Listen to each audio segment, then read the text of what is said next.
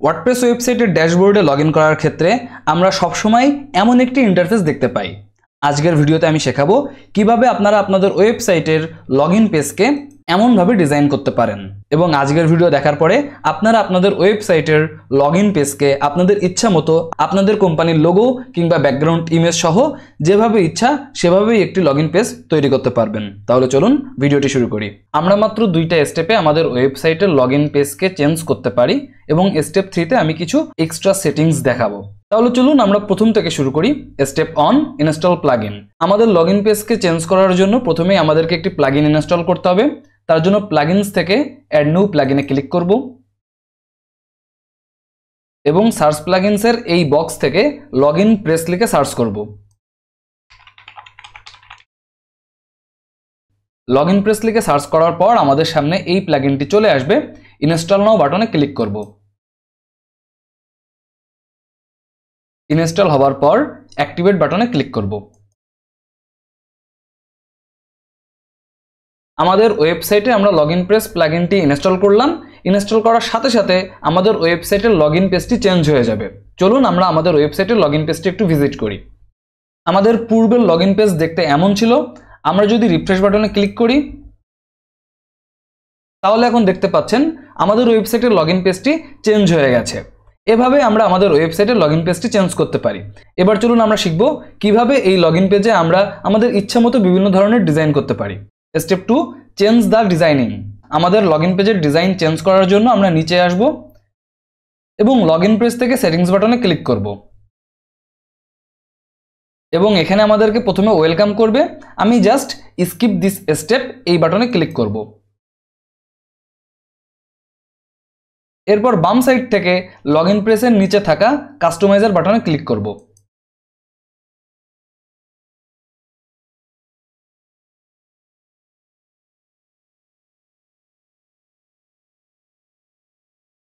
Customiser বাটনে click করার পর আমাদের ওয়ার্ডপ্রেস ওয়েবসাইটের কাস্টমাইজ অপশন থেকে লগইন পেজের কাস্টমাইজিং করতে পারবো।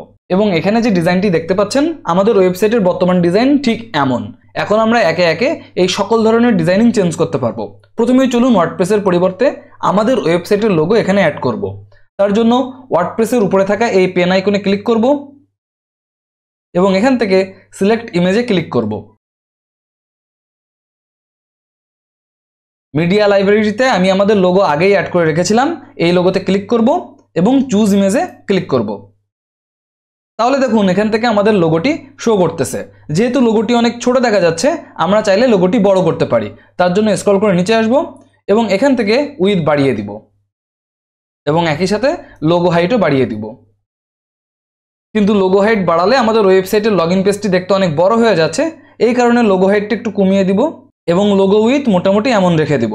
আমরা চাইলে আরও বড় ছোট করতে পারি, তবে সেটা করলে আমাদের লগইন পেজটি আরও অনেক বড় হয়ে যাবে, যেটা দেখতে খুব একটা বেশি সুবিধাজনক লাগবে না। এই কারণে আমি এমনভাবে রেখে দিচ্ছি। সো আমি এখান থেকে পাবলিশ বাটনে ক্লিক করব। এবার চলুন আমরা এই ব্যাকগ্রাউন্ড ইমেজটি অ্যাড করব। তার জন্য ব্যাকে আসব এবং এখান থেকে ব্যাকগ্রাউন্ড অপশানে ক্লিক করব। এখান থেকে আমরা চাইলে বিভিন্ন ধরনের ব্যাকগ্রাউন্ড ইমেজ অ্যাড করতে পারি, যেমন ধরুন এটি। তাহলে দেখতে পাচ্ছেন আমাদের ওয়েবসাইটে এমন একটি ব্যাকগ্রাউন্ড ইমেজ অ্যাড হয়ে গেল এবং এর উপরে আমাদের লোগোটি শো করছে। যেহেতু আমাদের লোগোটি আমরা খুব ভালো করে বুঝতে পারছি না, তাহলে আমরা চাইলে এটাকে আরও চেঞ্জ করতে পারি, যেমন ধরুন এই ইমেজটি। এছাড়া আপনারা চাইলে এখান থেকে ব্যাকগ্রাউন্ড ইমেজ আপলোড করেও দিতে পারেন। এখান থেকে আপনারা যে কোনো ইমেজে সিলেক্ট করে সেটি অ্যাড করে দিলে অটোমেটিক্যালি অ্যাড হয়ে যাবে, যেটা আমি এখন করব না।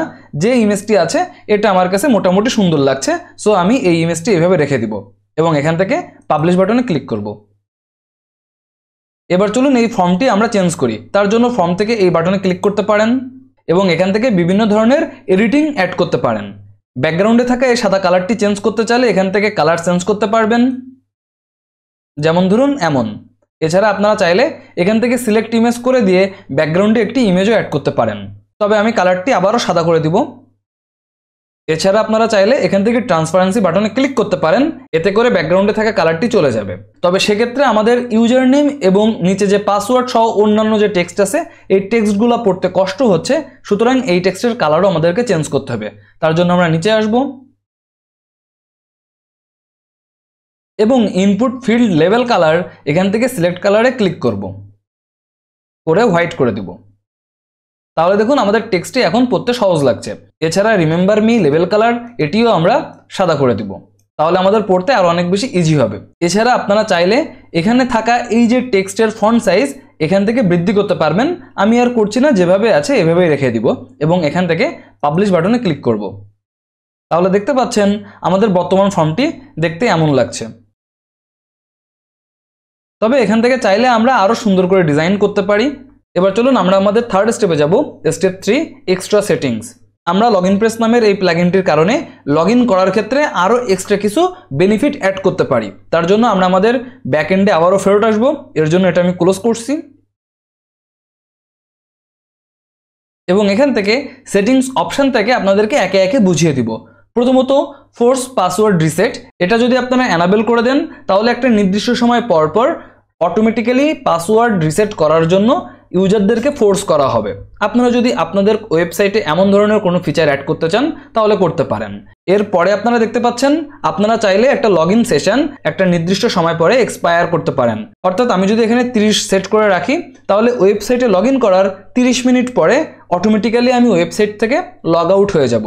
এছাড়া অটো রিমেম্বার মি এই বাটনে যদি ক্লিক করি তাহলে প্রত্যেকবার আমাদেরকে অটো রিমেম্বার মি বাটনে টিকমার্ক দেওয়া লাগবে না, বরং আমাদের ইউজার নেম এবং পাসওয়ার্ড অটোমেটিক্যালি আমাদের ওয়েবসাইট মনে রেখে দিবে।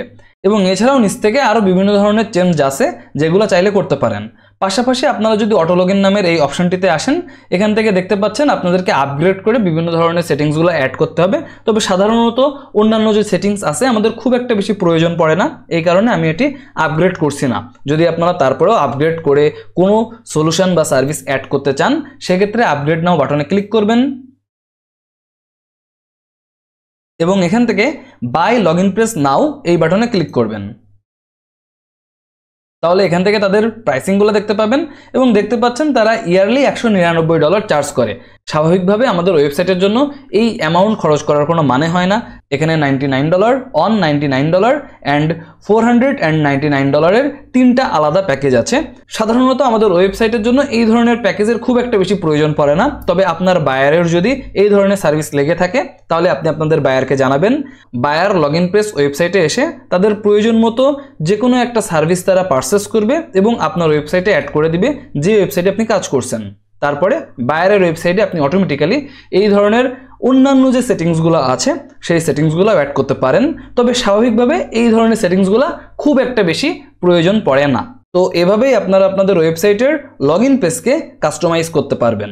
যে কোনো মার্কেট প্লেস প্লাস মার্কেট প্লেসের বাইরে ওয়ার্ডপ্রেস দিয়ে রেগুলার প্রচুর ওয়েবসাইট বানানো হচ্ছে। আপনারা চাইলে আপনাদের ক্যারিয়ার হিসেবে ওয়ার্ডপ্রেস বেছে নিতে পারেন।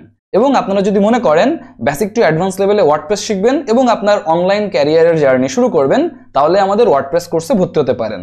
কোর্স লিংক ডেসক্রিপশন বক্স এবং পিন কমেন্টে পেয়ে যাবেন। ভালো থাকবেন সবাই, দেখা হবে পরবর্তী কোনো টিউটোরিয়ালে। টাটা।